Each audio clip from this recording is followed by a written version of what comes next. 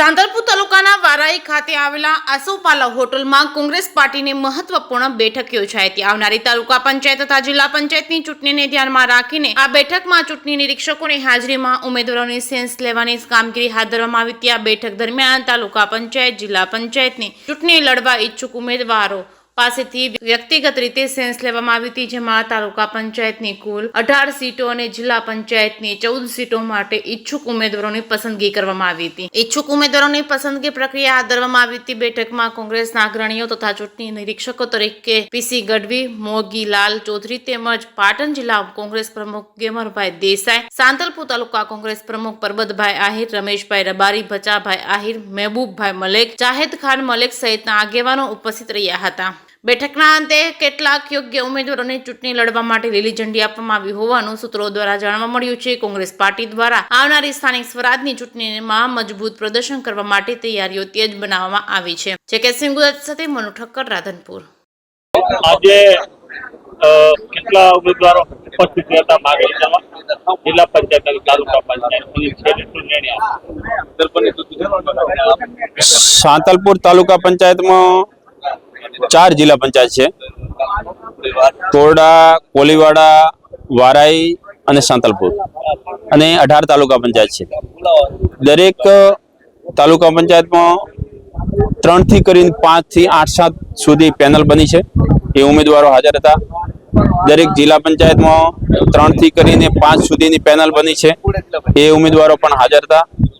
એમના ઠેકેદારો પણ હાજર હતા, સંગઠનના પદાધિકારીઓ, પ્રમુખશ્રી, પૂર્વ પ્રમુખશ્રી, અમારા જિલ્લાના પ્રમુખ, અમારા તાલુકાના ઇન્ચાર્જ અને પ્રદેશ કોંગ્રેસના જે હોદ્દેદારો છે એ બધા આજે અમે સેન્સની મિટિંગમાં હાજર હતા અને શાંતિપૂર્ણ રીતે બધાના સેન્સ લીધા છે અને બહુ સંગઠિત થઈને લડવા બધા તૈયાર થયા છે। કેવો વિશ્વાસ અને કેટલી સીટો સાંતલપુર તાલુકામાં? હું 2015માં અહીંયા ઇન્ચાર્જ હતો, એ વખતે જે વાતાવરણ હતું એનાથી પણ સારું વાતાવરણ છે। એ વખતે તાલુકા પંચાયત પણ બની હતી, જિલ્લા પંચાયત પણ બની હતી, એના કરતાં આજે સારું વાતાવરણ છે। અને ખાસ કરીને તો સરકારનો ભ્રષ્ટાચાર અને જે લોકો ગેરવહીવટ છે અને લોકોને જે તકલીફ પડે છે અને જે મોંઘવારી છે એના લીધે લોકો અને ખાસ કરીને ખેડૂતો ત્રાહિમામ છે અને લોકો આ વખતે જે ગયા વખતની બોડી હતી એનો ભ્રષ્ટાચારથી અને એના વહીવટથી નારાજ છે અને પરિવર્તન લાવી અને કોંગ્રેસની બોડી બનાવવા માંગે છે। 18 માંથી કેટલી જીતશો? આમ તો 18 માંથી અત્યારે જે મારો પ્રાથમિક અંદાજ છે 15 કરતાં પણ વધારે અમે સીટો ઉપર આજે સરસાઈ ધરાવીએ છીએ, પણ ત્યારે 12 જીત્યા હતા। એ 15માં 12 જીત્યા હતા, પણ આ વખતે 15 સીટોનો મારો અંદાજ છે। હારો એ કઈ સીટો હોય છે? એ કોઈ પણ સીટ હોઈ શકે, કારણ કે ચૂંટણીમાં જ્યારે આપણે નીકળીએ ત્યારે પહેલી હારવાની તૈયારી હોવી જોઈએ। અમે તો એવું માનીએ કે 18 જીતીએ, પણ ક્યાંક કોઈક સમીકરણ બગડી જાય કે ક્યાંક ને ક્યાંક ભાજપનું કોઈ સમીકરણ ક્યાંક કામ કરી જાય તો ચૂંટણીમાં 5-10% પણ એ સમીકરણના આધારે હાર જીત થતી હોય છે।